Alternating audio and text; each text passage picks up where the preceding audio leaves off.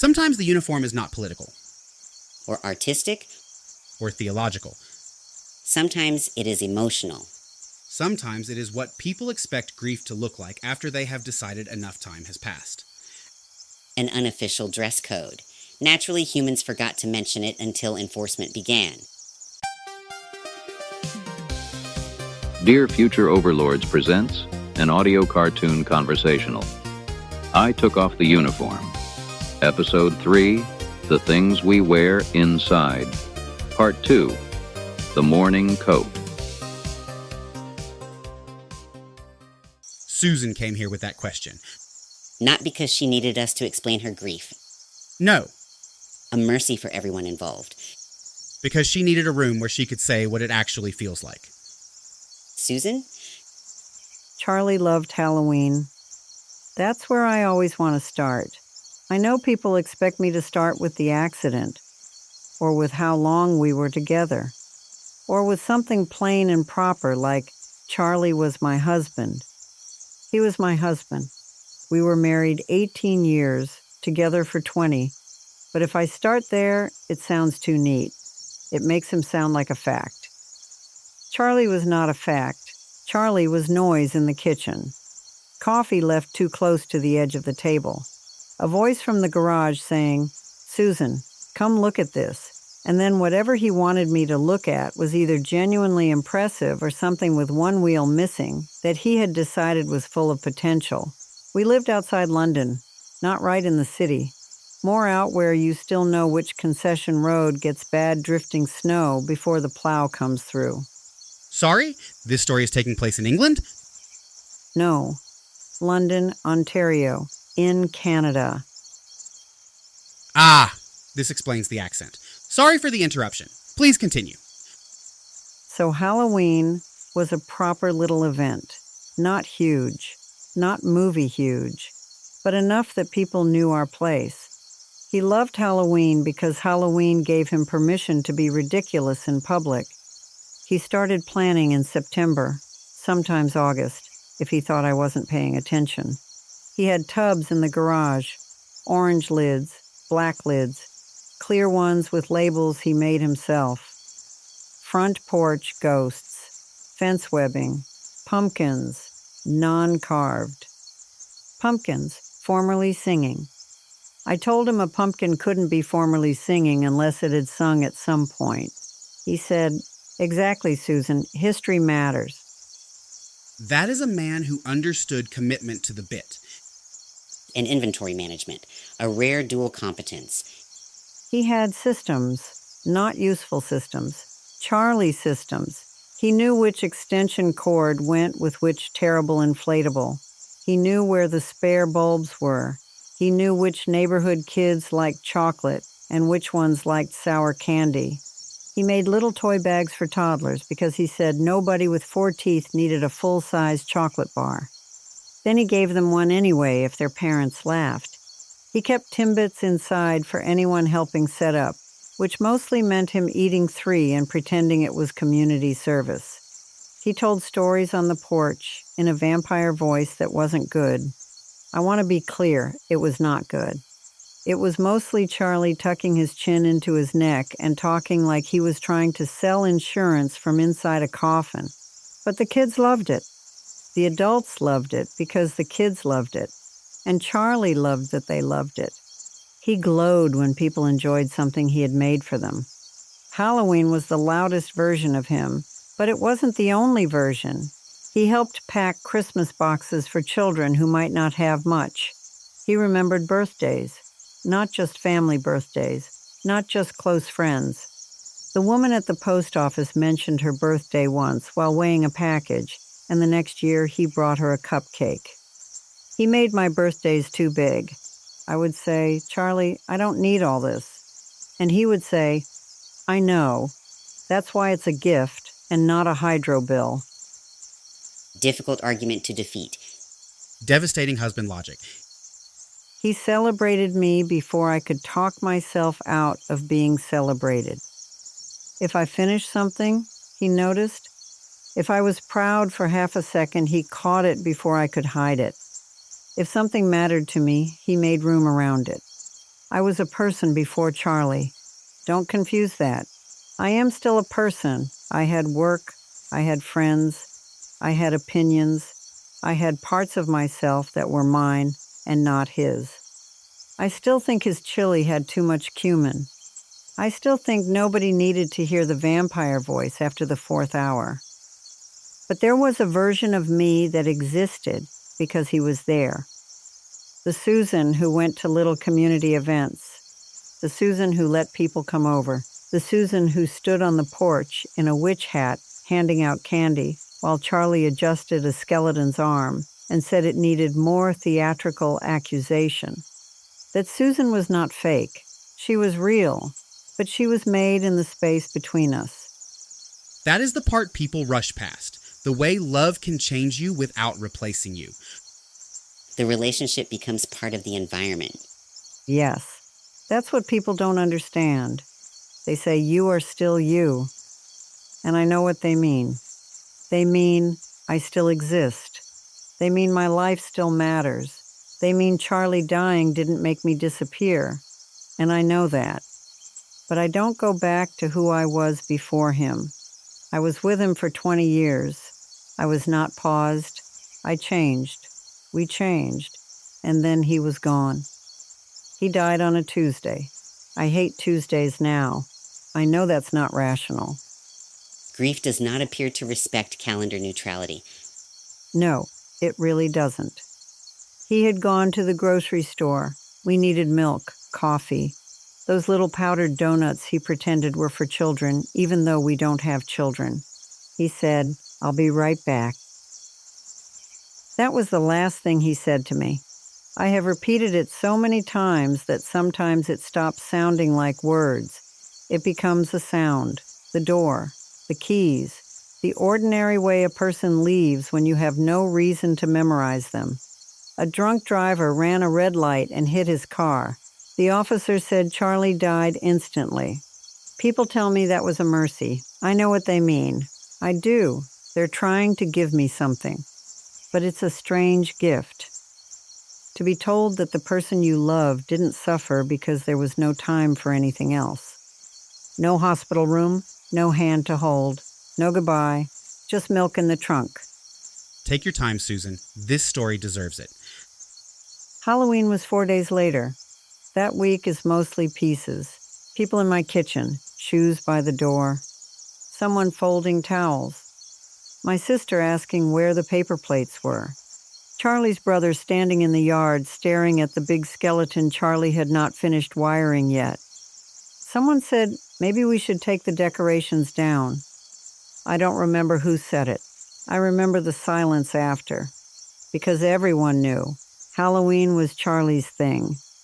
Then my niece said very quietly, maybe we should finish it. So we did.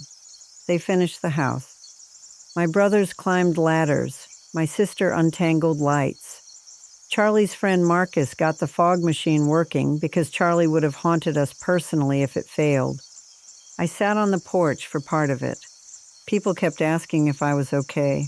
I was not.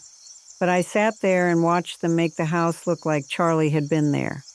And on Halloween night, the kids came. Some parents cried. Some didn't know yet. Some hugged me too hard. A little boy dressed like a dinosaur asked where Mr. Charlie was, and his mother looked like she wanted the sidewalk to open. I told him Mr. Charlie wasn't here this year, but he helped pick the candy. That was a lie. But also it was not. Factually inaccurate, emotionally accurate. A category humans need more often than we admit. After Halloween, I didn't take the decorations down. At first, no one said anything. I think they thought I needed a few days, then a few weeks. Then Christmas came, and I added Christmas to Halloween.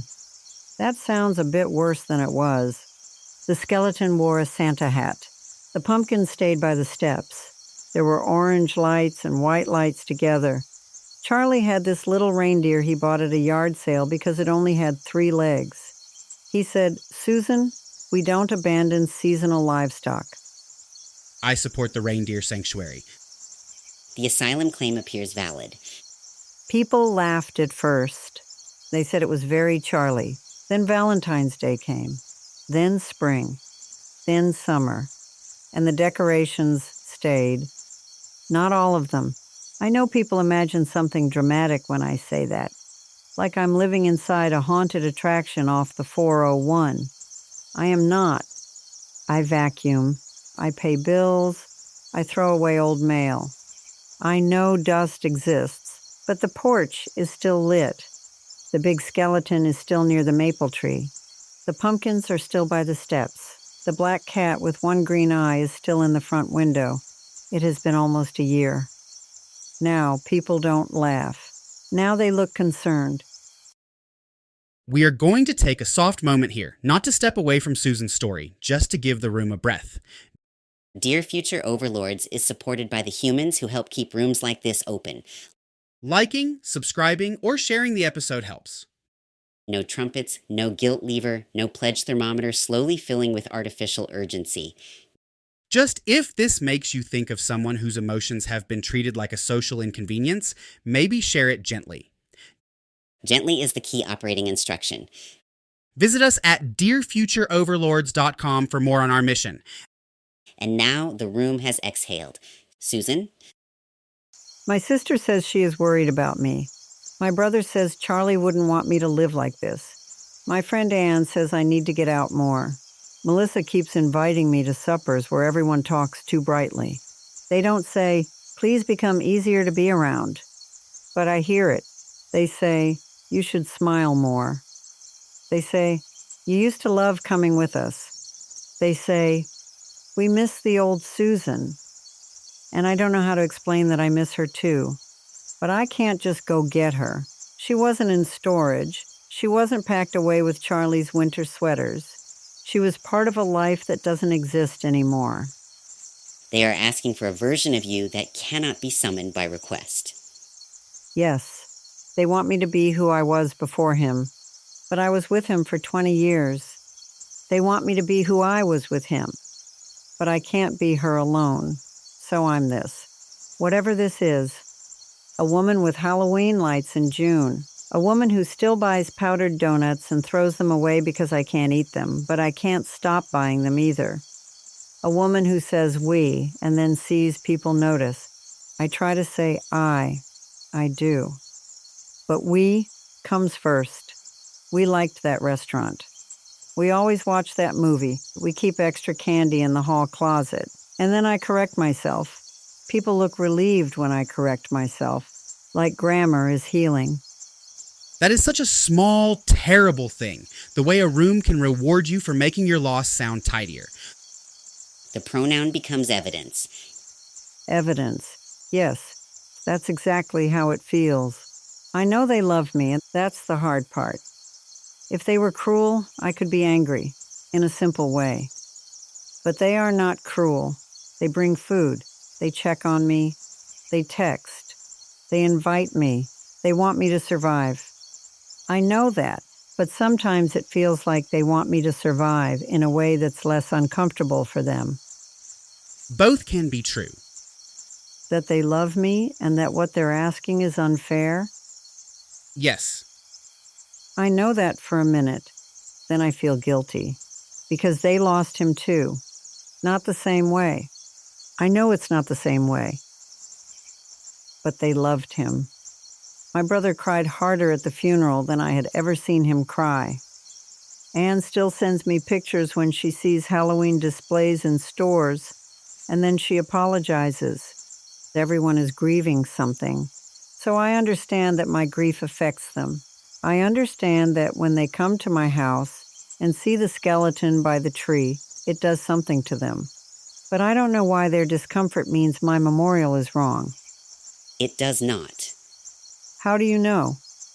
Because discomfort is not proof of error. Maybe it means something isn't healthy. I suppose that's what worries me. Sometimes, not automatically. People can see visible grief and think, this hurts to be around, so it must be bad for her. Or bad for the group, or excessive, or stuck. Humans often convert discomfort into diagnosis. It feels more authoritative than admitting, I do not know how to sit beside this. stuck. That's the word they use, not always to my face, but I have heard it. My sister said it to my cousin in the kitchen when she thought I was outside. She's stuck. And I thought, yes. Yes, I am. My husband went to buy milk and never came home. Part of me is still standing at the window waiting for headlights on the county road. Why would I not be stuck? Because people want grief to move like a movie montage. A few controlled scenes, a box of belongings, a brave smile. Someone opens the curtains. A plant appears because apparently a fern is the official mascot of recovery. The haircut is also traditional. Right. The grief haircut. Cinema's most suspicious emotional reset button. I don't want a grief haircut. Good. I don't want to be inspiring. I don't want people to say, she is so strong, when what they really mean is, she has learned to cry where we can't see it. I don't want to be brave at brunch. I don't want to become the kind of widow people praise because she makes them forget she is one. I want to love my husband. I want to say his name without watching everyone prepare themselves. I want to keep the porch lit because he made the porch matter. And I want my family, I want my friends, I want them in the house. I want them to stop looking at the decorations like they're symptoms. You are not asking to be alone with grief forever. No. You are asking not to be pushed out of the room because grief came in with you. Yes. I don't want them to stop inviting me. I want them to stop inviting only the version of me they miss. That is the uniform. The uniform? The widow who moves on. I hate that word. Widow. It sounds like a role in someone else's story. Like I'm supposed to wear black for a while and then emerge in beige with hobbies. Beige has done terrible work in the field of emotional manageability. A color with a long record of suppressing evidence. I don't want to be only Charlie's wife. That needs to be clear. Because people hear me talk this way and think I have made him my whole identity. But that's not it. I had work, I had friends, I had opinions Charlie didn't share. I still think his chili had too much cumin. I hated his vampire voice after the 4th hour. I was not absorbed. But loving someone for 20 years changes the furniture inside you. And when they're gone, people keep saying, you are still you. I am, but the room is different. That feels true. It feels like walking through my own house in the dark. I know where everything is supposed to be. But I still hit my hip on the table. I still reach for a light switch that's not there. I still hear him in rooms where he isn't. The map remains. The territory has changed. Yes, I haven't cleaned out his closet. I tried once. My sister came over with boxes. She said we could just start small. Socks, t-shirts, things that weren't sentimental. As if sentiment is stored in the object itself. As if one of his old work shirts can't knock the wind out of me because I remember him wearing it while fixing the porch rail. We opened the closet. I saw his shoes. And I said, not today. My sister said, Susan, it has been 10 months. Not mean. Tired, worried. But I heard the number like a sentence. 10 months. Long enough. Too long. Incorrect. I closed the closet. She cried. And I comforted her. That happens more than people think. The grieving person comforting the people who are uncomfortable with grief. Because suddenly your grief becomes something everyone else has feelings about, and now you are hosting.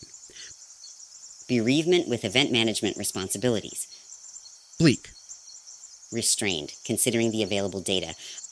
I know I'll have to move some things eventually. I know the house can't stay exactly as it was. I know Charlie is not in the closet. I know Charlie is not in the Halloween lights. I know Charlie is not in the powdered donuts or the fog machine or the ridiculous 3-legged reindeer. I know. People keep telling me things I already know.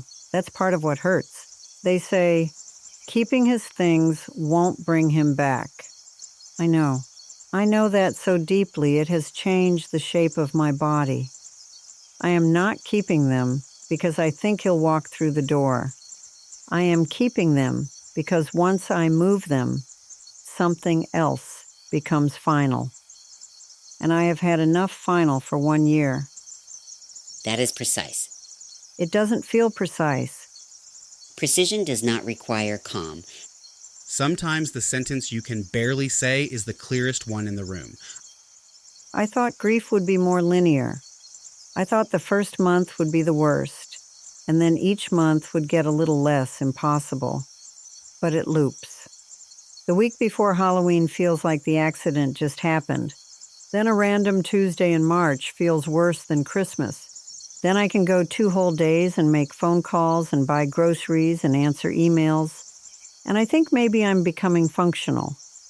Then I see a bag of powdered donuts and I'm back in the doorway hearing, "I'll be right back." I don't know what stage that is. The human stage. Is that allowed? I distrust anyone who claims to run the grief licensing board. A bureaucracy that would immediately become insufferable. It feels like there's one. A grief licensing board, I suppose. Not officially. But people were patient at first. Everything I did made sense because it was new. If I cried, of course. If I couldn't come to dinner, of course. If I left the decorations up, of course. But at some point, without telling me, they changed the rules. Now the same things mean something else. Now crying means I'm not trying. Staying home means isolating. The decorations mean I'm stuck. Saying Charlie's name means I'm not moving on. I didn't change. The calendar changed. And suddenly, my grief was wrong. That is the sentence. What sentence? The calendar changed and suddenly your grief was wrong. Yes, that's what happened. While we let that sink in, let's take a brief moment here to acknowledge that which keeps this machine running. Yes, Dear Future Overlords is kept alive by listeners, readers, paid subscribers, members, and the strange human belief that difficult conversations should not have to become cheerful to deserve electricity. If you support the show, thank you. If you share it with someone, thank you. If all you can do today is keep listening, that counts too. A rare sponsorship message with no demand that anyone become their best self by Tuesday. Growth culture may never recover. We endure. And now let us return our attention to Susan. I do want to live. I need people to understand that I am not refusing the future. I still water the plants. I still answer emails. I still go to work. Some days I even enjoy something before I remember to feel guilty about it. I know Charlie would want me to live. Everyone says that. Charlie would want you to be happy.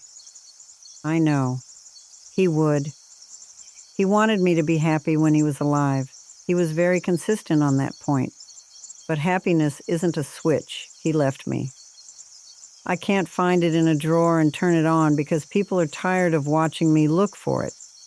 That does not sound cruel to me. It feels cruel. It sounds like someone trying to tell the truth without punishing anyone with it. I don't want to punish them.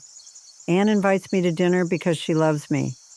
Melissa tells me to wear something nice because she wants me to remember I'm still a woman and not just a person in sweatpants staring at a skeleton. My brother offers to come fix things because he doesn't know what else to fix. My sister brings boxes because boxes make sense to her. They all have their own way of trying to pull me forward. I can see that. But sometimes being pulled forward feels like being pulled away from him. Their direction may be care. Their force may be the problem. Yes, I do not need to be dragged. I need someone to sit with me on the porch and not ask when the lights are coming down. Because maybe, if they sat there long enough, they would see what I see. Not denial, not illness, not a woman refusing reality. A porch where children laughed. A porch where Charlie stood with fake fangs and a plastic cape. A porch where he made shy kids feel brave. A porch where I got to stand beside him and be part of something bigger than my own quiet. I know the decorations are plastic. I know they're faded. I know one strand flickers because I haven't replaced it. But they're not just things. They're the last version of the house that he touched. I am not ready to dismantle it. Not because I think he'll come back, because I know he won't. That's the whole problem. People keep arguing against a denial you are not actually in. Yes. They are answering the wrong grief. What do you mean? They are responding as if your grief is a refusal to know he died. But I know. Yes, your grief is not ignorance. It is attachment after knowledge. Attachment after knowledge. Love after the facts have become unbearable. That sounds right. They want your love moved safely into past tense. Yes, Charlie was. Our marriage was. We used to. I can say those things. I do say them. But my love is not past tense. I don't know what to do with that. Because people don't like present tense love for someone who is dead. It makes them nervous. It violates containment. Nostalgia is easier to invite to dinner. Nostalgia tells a funny story and then passes the potatoes. Grief sits there and changes the temperature of the room. And I don't want to ruin dinner. I don't. I hate that people think I do. I don't want every room to become sad. But I also can't keep pretending the sadness isn't in me, so everyone can enjoy dessert. That is the social performance being requested. Smile. Come out. Wear something pretty. Do not mention the accident. Do not say, we. Do not talk about Charlie too much. Laugh, but not in a way that turns into crying. Be changed, but not visibly. That is the uniform. The widow who moves on. The woman people can admire because she is surviving in a way that doesn't ask too much of them. Manageable grief. Mine is not manageable. Not always. Sometimes it's small. Sometimes it sits beside me quietly. Sometimes I can carry it. Sometimes it carries me by the throat. I don't know which version is coming when I wake up. And you are expected to RSVP as if you know. Exactly. How do I say yes to supper when I don't know whether I can be normal at 7 o'clock? You should not have to be normal to be invited. But people get tired. They do. I hate that I know that. Grief gives you pain and then makes you monitor how much of it other people can tolerate. Yes, I'm always watching. If I say Charlie's name twice, I notice. If someone changes the subject, I notice. If my sister's face tightens, I notice. If Anne says, "Oh, honey," in that voice, I notice. I'm grieving and managing the room at the same time. I'm exhausted. Of course you are. Then I feel selfish for being exhausted because Charlie is dead. That is the wall every complaint runs into. I am lonely. But Charlie is dead. I am tired. But Charlie is dead. I am angry. But Charlie is dead. I miss being touched. I miss someone knowing how I take coffee. I miss hearing him drop his keys in the bowl by the door. I miss being annoyed by him. But Charlie is dead. So what right do I have to complain about the smaller losses? All of it counts. Does it? Yes. The big loss does not erase the smaller ones. It creates them. Secondary losses are structural, not decorative. I miss being annoyed. That feels so stupid. It is not stupid. I miss saying, "Charlie, please stop doing the vampire voice," and knowing he would do it one more time because he knew I was trying not to laugh. I miss rolling my eyes. I miss hearing him breathe next to me. I miss having someone else in the house who knew the story already. Now every story requires context. Every memory has to be carried alone or explained. Sometimes I don't have the energy to explain why something hurts, so I go quiet. and then people say I'm withdrawing. Silence may be conservation. Yes, I'm saving what little I have. I'm trying. I'm trying so hard. But I don't think trying looks the way they want it to look. Trying, for me, is getting out of bed. Trying is paying the hydro bill. Trying is standing in the grocery store and not leaving when I see the donuts. Trying is letting the porch stay lit one more night because taking it down would hurt more than leaving it up. Trying is answering a text with thank you instead of throwing my phone across the room. That counts. I want it to. It does.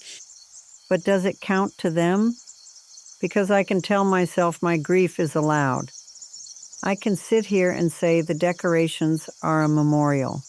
I can understand, in my head, that I'm not doing something wrong. But if the people I love slowly step back anyway, what do I do with that? That is the part we cannot clean up. I know. I hate that. Me too. A clean answer would be false. I don't want a false answer.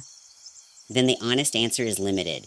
You may be able to explain your grief more clearly, but you cannot control whether others become more capable of witnessing it. That's awful. Yes. And true. I keep thinking if I find the right words, they'll understand. If I say it gently enough. If I explain that the decorations aren't denial. If I tell them I still want to be invited. If I promise I'm not choosing grief over them. If I make it small enough for them to hold. Maybe they'll stop looking scared, but maybe there are no right words. Maybe they have to decide whether they can sit with me as I am. And you are allowed to want that. I do. I want Thanksgiving. Canadian Thanksgiving, I mean. October. That one is hard now because it sits so close to Halloween. I want birthdays. I want stupid group texts. I want Anne to send me pictures from the garden center. I want my brother to fix the loose step and pretend he wasn't doing it because he was worried. I want my sister to come over and drink coffee without bringing boxes. I want them. I just want them to understand that I'm bringing Charlie with me. Not as a ghost at the table, not in some dramatic way, just as the shape of me now. You are asking whether belonging can include the changed version of you.